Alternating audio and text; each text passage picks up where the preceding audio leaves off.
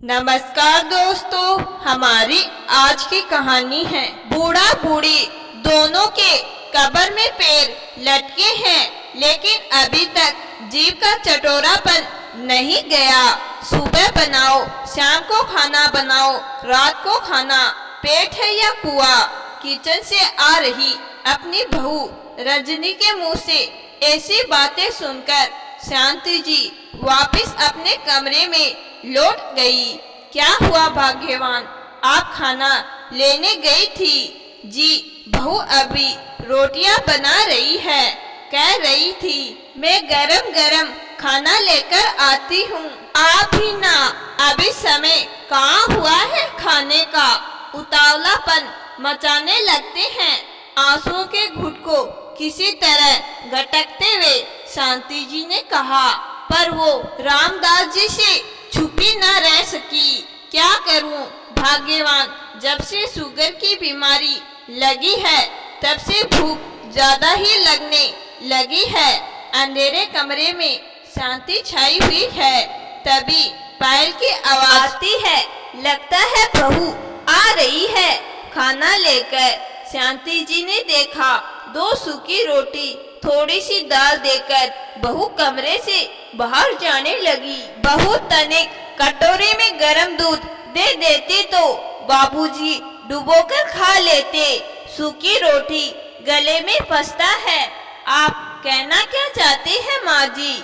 मेरी बनाई हुई रोटियाँ आप लोगों के गले से नहीं उतरती है। आप खुद ही बना लिया कीजिए फिर। एक तो मुफ्त की रोटियां खाते हो, रोज रोज का बखेड़ा।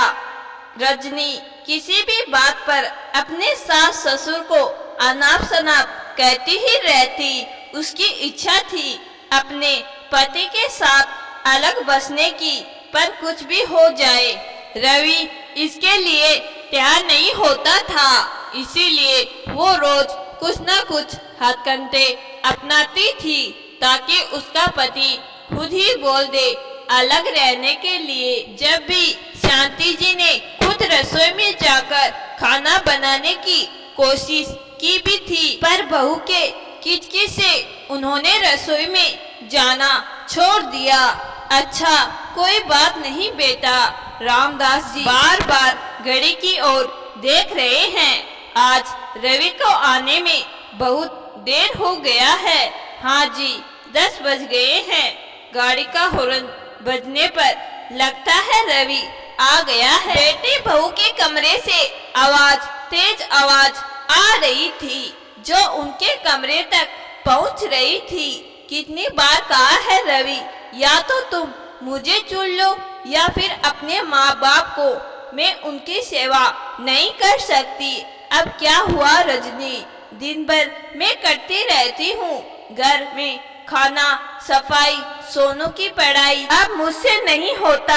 क्यों, मम्मी भी तो मदद करती है ना तुम्हारी। क्या खा करती है?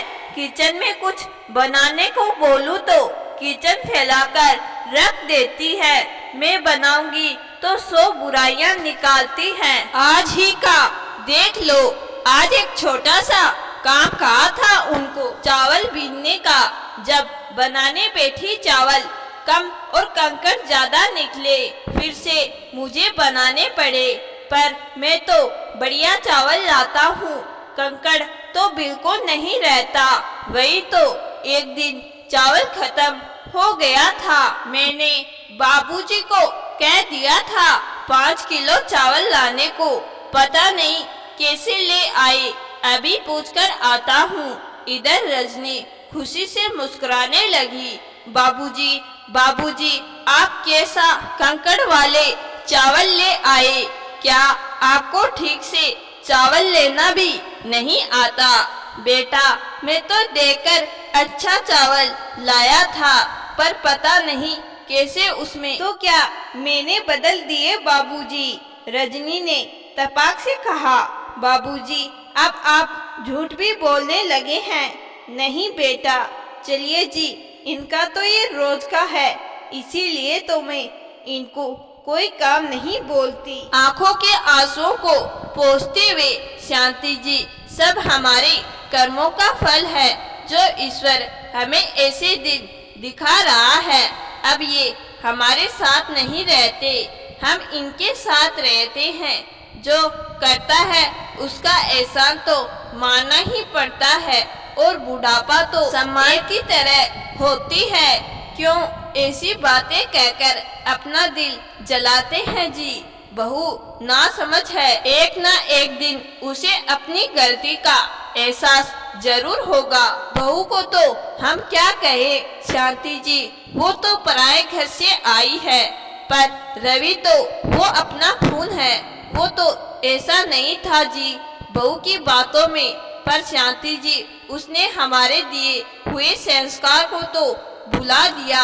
रामदास जी और शांति उनके जीने का कोई सहारा था, तो वो उनका पोता था। उसको देखकर वो अपने अपमान के सारे घूंट पी जाते थे।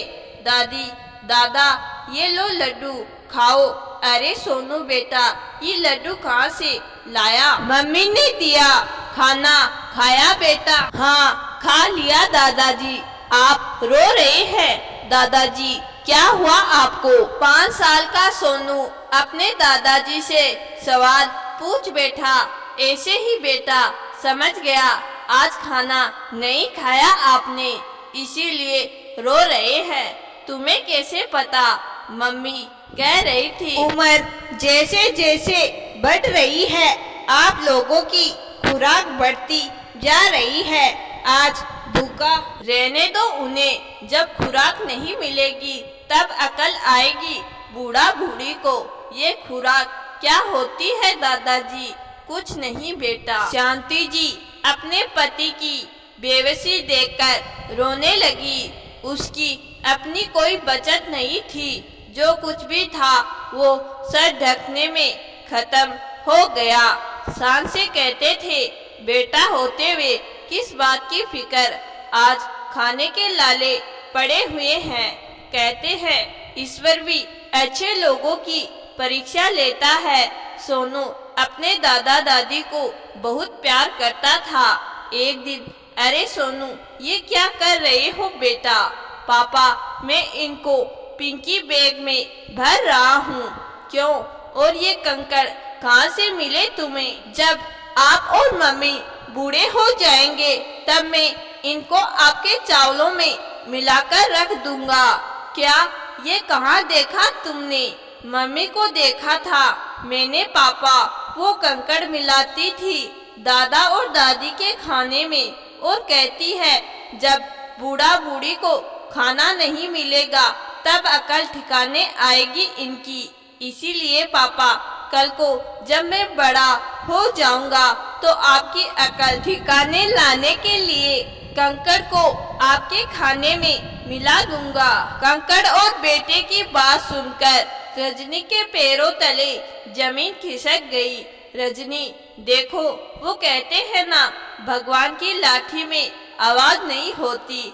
हमारा बेटा हमारे बुढ़ापे का खाने का इंतजाम कर रहा है, जैसे तुम मेरे माँ बापू का करती हो। सोनू बेटा आज तूने मेरी आंखों पर बंदी पट्टी खोल दी। मैं गलत था, मैं एक लायक बेटा नहीं बन पाया। नहीं जी मुझे माफ कर दीजिए, मैं गलत थी। मैंने माँ बापूजी को बहुत परेशान किया, बहुत अपशब्द बोला। मैं भूल गई थी बबूल का पेट बोने से कांटे ही मिलते हैं। और माफ कर दीजिए माँ जी, मैं गलत थी। आपके साथ मैंने बहुत बुरा व्यवहार किया है। नहीं बहू, सास भी तो माँ जैसी ही होती है। हम तो तेरे अपने हैं पगली, हम सब साथ रहते, इससे बढ़कर कोई खुशी नहीं है।